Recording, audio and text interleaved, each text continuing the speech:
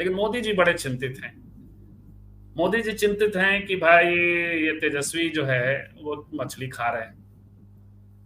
लेकिन मोदी जी की चिंता की वजह आप मछली पे बाद में आते हैं। पहले एक तमिलनाडु से एक वीडियो दिखाते हैं क्या हो रहा है। अब की बार 400 बार, अब की बार 400 बार, अब की बार, अब की बार। और देखेंगे आपको क्या सुनाई पड़ रहा है।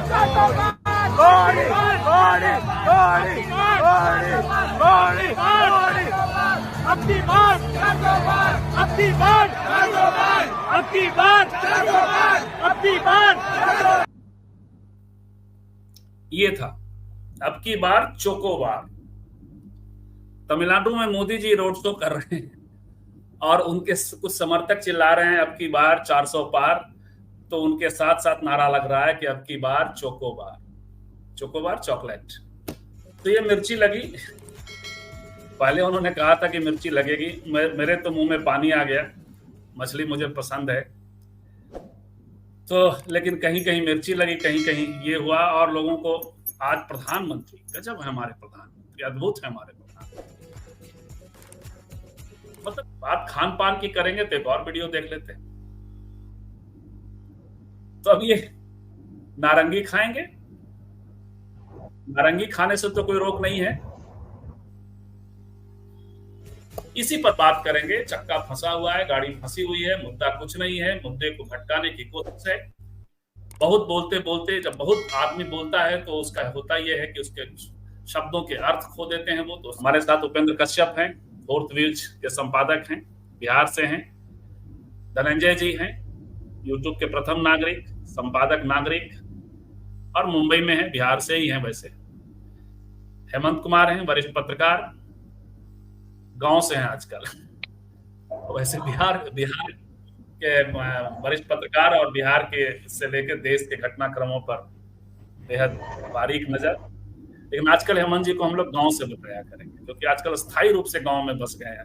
इन्हें महानगर भी नहीं पसंद आया और उपनगर भी पसंद, ये छोटा नगर भी पसंद नहीं आया, पाटलिपुत्र भी पसंद नहीं। इरफान साहब हैं, नेता की तरह ही परिचय देते हैं, सीपीआई से जुड़े हुए हैं, क्योंकि आजकल नेता की तरह ही फील्ड में है, वैसे विचारक हैं। और कनुप्रिया हैं हमारी साथी, स्त्री काल की, राजस्थान से। वहां भी कुछ बवाल है, रामदेव बाबा रामदेव कुछ बता रही थी आप, तो आपकी ओर आएंगे।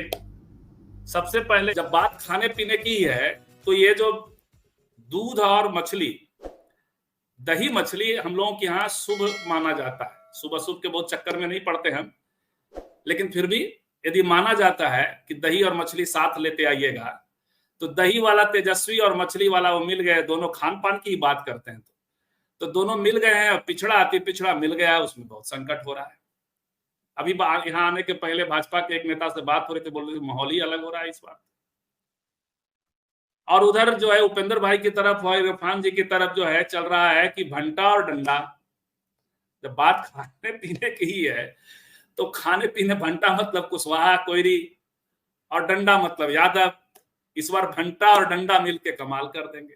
देखिए, संतरा और मछली का कांटा, ये भारतीय जनता पार्टी के गले में फंस गई है।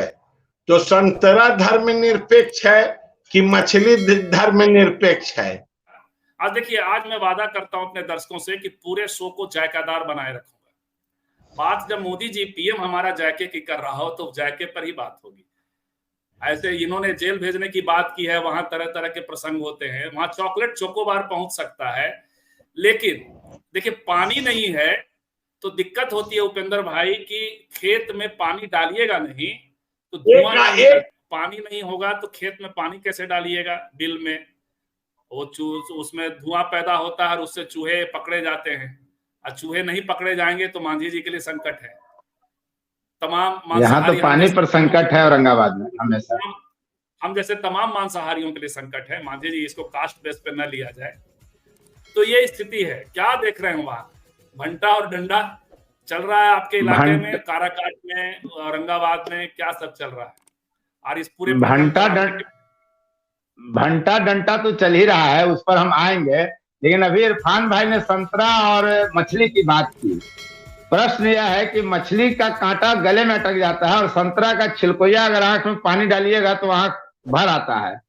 तो ये दोनों तरफ की स्थिति है। भाई अपने दर्शकों के लिए एक जानकारी दे दूं, सूचना दे दूं, बातचीत को जायकेदार ही बनाए रखेंगे और खाने में कभी कोई दिक्कत हो, खान पान पर मेरा आजकल बहुत ध्यान है। तो यदि मछली का कांटा अटक जाए तो उसको बड़े आसानी से चावल खा लीजिए, एकदम से बिना पानी वाला तुरंत चावल कर लीजिए, तो आपका जो है केला खा लीजिए तो मछली का कांटा अंदर चला जाएगा। मुझे इसका तीखा अनुभव हुआ। अभी कुछ दिन पहले कांटा फंस गया था तो रोटी चबा चबा करके निकलना पड़ा। बहरहाल तो देखिएगा, आपकी जब तेजस्वी खा रहे हैं, जैसे पहले मुकेश की बात करते हैं तो मुकेश सहनी कहते हैं कि मिर्ची लगेगी, यानी उनको ये पता था कि वो राजनीतिक संदेश दे रहे हैं कांटा खाकर और मछली दिखाकर। दूसरा वीडियो जब जारी होता है तो तेजस्वी कहते हैं संतरा दिखाकर कि जनता ने दिया है नारंगी। यानी दोनों वीडियो में दोनों नेताओं को ये पता था कि हम राजनीतिक मैसेज दे रहे हैं और इस पर बवाल होगा, इसमें कहीं कोई दो राय नहीं थी। अब अगर बीजेपी के पक्ष से अगर देखा जाए तो जो भी लोग खान पान पर मुद्दा उठाते हैं या गोमांस पर मुद्दा उठाते हैं, ये निहायत ही मतलब मूर्खतापूर्ण बात है।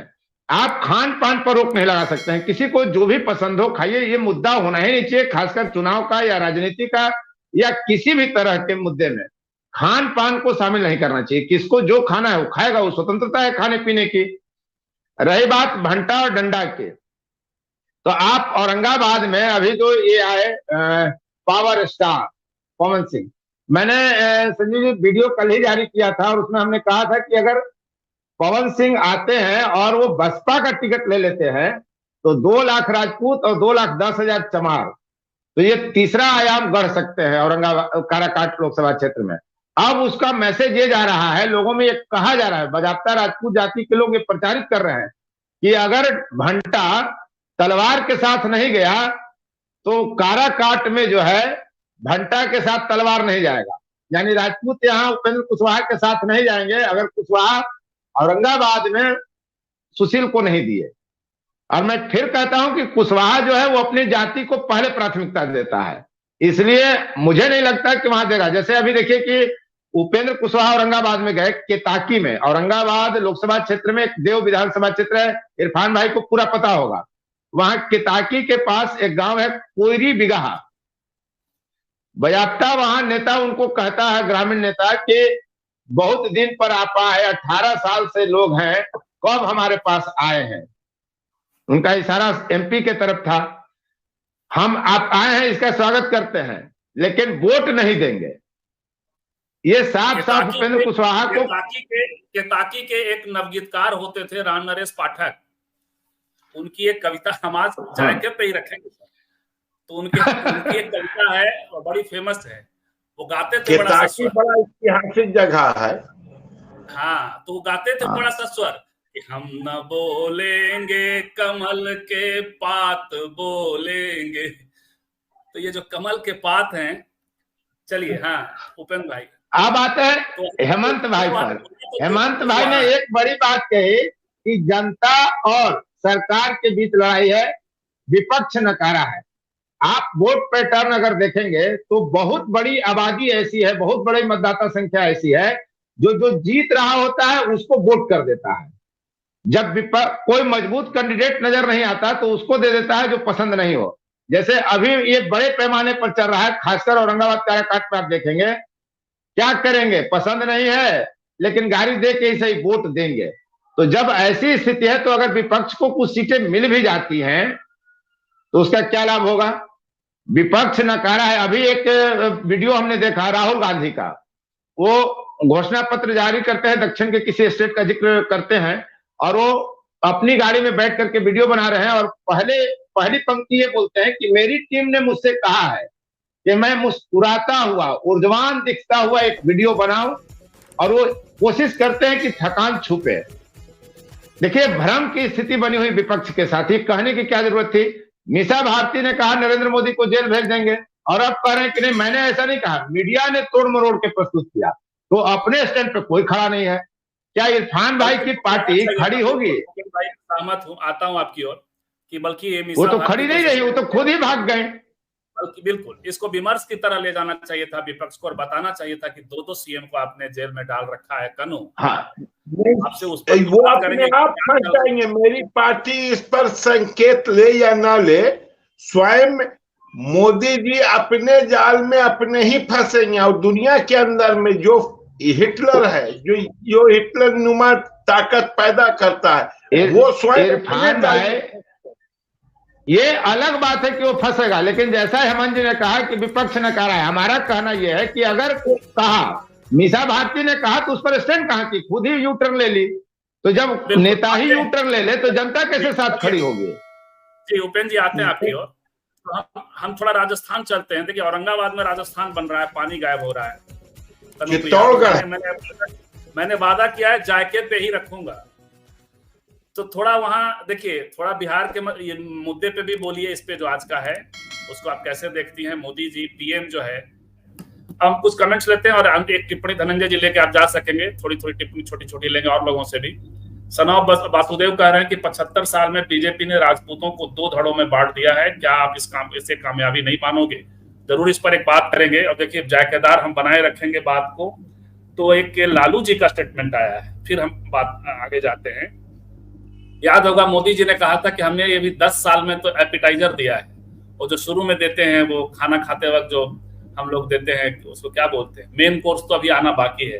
तो लालू जी ने कहा कि इनको एपिटाइजर देने में 10 साल लग गए, तो मेन कोर्स में तो 100 साल लग जाएंगे। तो ये मसले को जायकेदार ही रखिए। ड्राइंग मेमोयर्स कह रहे हैं कि संजीव सर बेस्ट के बेजेनिज्म आंदोलन पे सवार होके आरएसएस का ये पूरा प्लान एजेंडा है कि कमेरा जातियों और महिलाओं की शाकाहार की तरफ धकेल के कुपोषित रखा जाए। बिल्कुल इस तरह के भी विचार है। और अजय चौहान कह रहे हैं कि चावल से या रोटी से कैसे निकलती है मछली? दोनों से निकलती है। रुखापन चाहिए चला जाएगा। संतरे को भी यदि आप उसको निगल लें गुठली बना के, तो उससे भी मछली चली जाए। एलआर भारती कह रहे हैं कि बीजेपी के पास अब कोई मुद्दा नहीं, अब नॉनवेज खाने पर बात करने लगी है। और भी कमेंट है, जसमीन कह रही है धर्मेंद्र संजीव मनोरमा सबको पैनलिस्ट नमस्कार, मनोरमा नहीं है उनको पास कर देंगे, कनुप्रिया को। चलिए तो धनंजय जी एक अंतिम टिप्पणी, और भी कुछ खास यदि रहेगा ऐड करने लायक तो ले लेंगे, नहीं तो कि ये एक सेक्शन ये चला रहा है, इस पर सबकी टिप्पणी, फाइनल टिप्पणी कि मीसा भारती ने जो कहा वो उन्हें नहीं कहना चाहिए था। आप क्या कैसे देखते हैं? खासकर मैं तो कहूंगा उनको अगर वापस लिया है तो नहीं लेना चाहिए था भाई। देखिए संविधान में सब बराबर है, और जब मुख्यमंत्री जेल जा सकता है, कोई भी जेल जा सकता है, क्योंकि सबसे महत्वपूर्ण तो इवन राष्ट्रपति जेल जा सकता है। राष्ट्रपति को हटा दिया जाएगा पद से, महाभियोग लगेगा, और जेल जाने वाला काम किया तो राष्ट्रपति भी जेल चले जाएंगे। भारतवर्ष का संविधान तो यही कहता है, हर व्यक्ति बराबर है, और राष्ट्रपति को पहला नागरिक मानते हैं, प्रथम नागरिक। तो नागरिकों का देश है, तो नागरिकों के साथ जो बर्ताव होगा उनके साथ भी होगा, कोई विशेष थोड़े है वो। उपेंद्र भाई स्त्री काल नहीं करता है। उपेंद्र भाई एक छोटी टिप्पणी आपकी मीसा वाले, आपने हालांकि उस पर बोला था, फिर भी एक बार और देखिए, मैं मीसा भारती ने जो कहा वो कितना सही है कितना गलत है वो अलग बात है, लेकिन जब कहा तो उसको सही समझ के कहा। तो जब कह दिया तो उस पर अड़िग होना चाहिए था। तमाम नागरिक एक हैं, लेकिन जब नेता कह के भाग जाते हैं, और मीडिया को एक चारा बना लिया है नेताओं ने, हर बात के लिए मीडिया को दोष दे दो, मीडिया ने तोड़ मरोड़ कर पेश किया, मीडिया ने ये किया, यह उचित नहीं। अब जनता इस शब्द इस लाइन से भी उब गई है, हर बात को नेता कहता है और मीडिया पर डाल देता है। मीसा भारती को अडिग रहना चाहिए था, अगर अडिग नहीं रही तो वो गलत थी, उनको नहीं कहना चाहिए था। जब सही थी उनको, विपक्ष की यही कमजोरी है कि अपने ही मुद्दों पे वो स्टैंड नहीं ले पाते। और इसको मुझे तो ये लगता है कि कहीं ना कहीं मीसा भारती को ये फीडबैक मिला होगा कि आपके नरेंद्र मोदी को जेल भेजने के बयान से भाजपा और मजबूत हो सकती है, और लगता है कि इसी कारण मीसा ने ये वापस ले लिया होगा। हालांकि ये फीडबैक बेहद गलत है, जो भी है, क्योंकि डिस्कोर्स में आ जाता। आते हैं आपकी और इरफान। हाँ, तो उनको नहीं हटना चाहिए था जी। जसलीन कह रही है कि वाजपेयी जी यूएसए जाके अमेरिका गए थे, तो वहां तो एक कहानी ही है, उसमें तो कहा जाता है हेमंत भाई कि वाजपेयी जी को बीफ खाना था, बीफ के बड़े शौकीन थे, ऐसा कहा जाता है। तो उनको जब बीफ खाना था तो वो खा रहे थे, तो किसी ने पूछा अरे आप तो बीफ खाते हैं यहाँ पे? तो उन्होंने कहा अरे यार यहाँ कौन सा हिंदुस्तान की गाय मिलती है, ये तो मौसी है, माँ तो उधर है। तो माँ को नहीं खाते, मौसी को खाया जा सकता है। हेमंत भाई, आप दोनों पर टिप्पणी करिएगा, मीसा भारती को लेकर के भी और ये वाले मसले पर भी। जी देखिए, जसलीन जी ने अंतिम तक जायकेदार बनाए हमारे। जी हेमंत जी। मीसा भारती की दिक्कत यह है कि उनको कहने आता नहीं है, तो जो कहने का तरीका है वो अगर आपके पास नहीं है तो, क्योंकि मैं मीसा भारती की बहुत सीरियसली, मुझे लगता है कि मैं व्यक्तिगत तौर पर उनको नहीं लेता हूं, तो उनके कहने का तरीका गलत है या सही है वो तो अलग बात है, वो कहने ही नहीं आता है। तो कहने नहीं आता है तो इसलिए वो कुछ भी कह देती है। उनका इस तरह का बोलना जो है वो अपने आप में लगता है जैसे कि थोड़ा जो बड़बोलापन जो होता है वो है। अब मोदी जी अगर दूसरे को ईडी से छापामारी करवा करके उनको जेल भिजवाते हैं, मनी ट्रेल उनके पार्टी में उनके घर की ओर जाता है, तो मोदी जी अगर जेल जाएंगे तो कौन बड़ी बात हो जाएगी। लेकिन ये है, सवाल ये है कि जो कुछ कहा जा रहा है उसको कितना सीरियसली आप कह रहे हैं, उस पर कितना आपने काम किया है। ऐसे ही पासिंग रेफरेंस में आप कुछ कह देते हैं तो उसका बहुत वो एक तरह से उसका असर उतना नहीं होता है। अब जो दूसरी एक बात और, मैं अपनी बात के बारे में थोड़ा साफ कर देता हूं कि जो मैंने कहा कि विपक्ष नकारा है, मेरे कहने का मकसद उसको इस रूप में न लिया जाए कि हाँ कुछ विपक्ष है नहीं।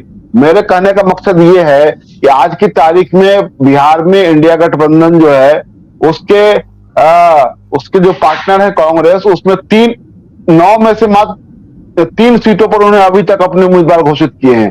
6 उम्मीदवार अभी उनके घोषित नहीं हुए हैं। वीआईपी के जो 3 सीटें दी गई हैं उसमें से उनके तीनों उम्मीदवार अभी घोषित नहीं हुए हैं। उसके बाद आरजेडी ने सिवान का उम्मीदवार अभी तक घोषित नहीं किया हुआ है। तो कहने का मकसद ये है कि आपका नकारापन ये है कि आपके पास इतना टाइम था। देखिए, बात जायके की है तो जायकेदार बनाए रखिए और उसमें कोई कतई समझौता नहीं करिए। तो आइए, अच्छा हो, अच्छा मटन आपको मिले। आमीन। चलिए कनु जी, मीसा भारती वाले बयान के ऊपर मैं हेमंत जी की बात से सहमत हूँ कि एक पासिंग रेफरेंस की तरह बात नहीं करनी चाहिए। और खास करके अभी जब आप देख रहे हैं कि विपक्ष जो है वो बेसिकली मुद्दों पे जब वो बात कर रहा है, हालांकि संजय सिंह भी अपने आते ही जब जेल से बाहर निकले थे तो उन्होंने यही कहा था कि जिस तरीके से वो मुख्यमंत्रियों को जेल में डाल रहे हैं, कहीं पर एफआईआर लगा दी जाएगी उनके खिलाफ, तो संविधान इस चीज के खिलाफ नहीं है कि प्रधानमंत्री को जेल नहीं भेजा जा सकता। उन्हें अभी भी जेल भेजा जा सकता है यदि उनके खिलाफ हम कहीं पे एफआईआर लगा दें। तो ऐसा कुछ भी नहीं है कि उन्हें नहीं भेजा जा सकता, ऐसा भी नहीं है कि उन्हें भेजा नहीं जाना चाहिए, मगर ये बात पासिंग रेफरेंस की तरह नहीं बोलनी चाहिए, थोड़ा सा मजबूती से बोली जानी चाहिए थी। नहीं तो ये ऐसा लगता है कि आप किसी मुद्दे से जोड़ के या उतनी गंभीरता से आप इस बात को नहीं कह रहे हैं और ये व्यक्तिगत तौर पर मोदी के खिलाफ जाती है। जब चीजें व्यक्तिगत तौर पे मोदी के खिलाफ जाती हैं तो मीडिया उसको किस तरीके से भुनाता है हर कोई जानता है। दूसरा, मैं उपेंद्र जी की बात, और उससे मोदी मजबूत भी होते हैं, व्यक्तिगत हमलों से मोदी मजबूत होते हैं। जी, एक बार पहले भी मैंने केजरीवाल, एक बार जब वो हिंडनबर्ग वाला जब मामला जब उठा था तो केजरीवाल ने चौथी पास राजा वाली बात छेड़ी थी, तब भी मैंने ये लिखा था कि इस वक्त मोदी पे हमला नहीं करना चाहिए था। बात इस वक्त हिंडनबर्ग मुद्दे की थी और उससे चौथी पास पे आप यदि लेकर गए तो आपने पूरा का पूरा मामला डाइल्यूट कर दिया। तो आपने मेरा यही कहना है इसमें।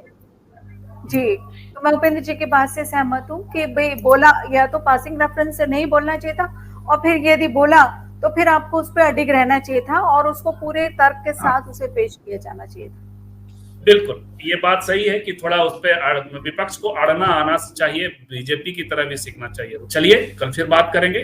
उपेंद्र भाई आप आए हमारे साथ, हेमंत जी आप आए, कनुप्रिया आप रही हमारे साथ, इरफान भाई चले गए, धनंजय जी चले गए, और हमारे जितने साथी हमसे जुड़े हुए थे सबको बहुत बहुत धन्यवाद। एक बात जो कही अजय जी ने वो मैं बता दूं कि वो तो एक होटल भी कह रहे हैं कि वहां से मेन्यू निकाल के लाइए, रिकॉर्ड ला के दसूरिया न्यू फ्रेंड्स कॉलोनी के रिकॉर्ड निकलवा कर देखिए वाजपेयी जी क्या क्या खाने पीने जाते थे।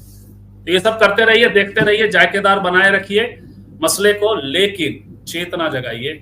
और देखिए कि भारत का संविधान, भारत में खान पान रहने सहने पर कहीं संकट तो नहीं होगा। ये जो तीसरा टर्म है, मेन एपेटाइजर आया है, मेन कोर्स कहीं खतरनाक तो नहीं होगा। फोर्थ व्यूज, चौथा विचार, बाकी